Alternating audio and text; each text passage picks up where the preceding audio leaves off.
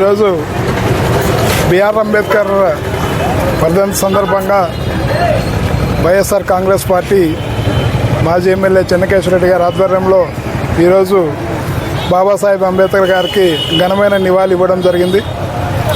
ఈరోజు మనము రాజ్యాంగం పాటిస్తూ ప్రజల మేలు కొరకు ఎన్నో ఎస్సీలకైతేనేమి బీసీలకైతేనేమి ఎన్నో రకాల రిజర్వేషన్లు కల్పించి ఈరోజు కూడా ఆ భారత రాజ్యాంగాన్ని మనం ఆచరించడం జరుగుతూ ఉంది. ఎందుకంటే ప్రపంచంలోనే మనదే పెద్ద ఇది కాబట్టి ప్రజాస్వామ్య దేశం కాబట్టి మనకి కొన్ని రూల్స్ రెగ్యులేషన్స్ ఉండాలనే ఉద్దేశంతో మనల్ని ఎలా పరిపాలించుకోవాలనే ఉద్దేశంతో బిఆర్ అంబేద్కర్ గారు రాజ్యాంగం రచించడం జరిగింది.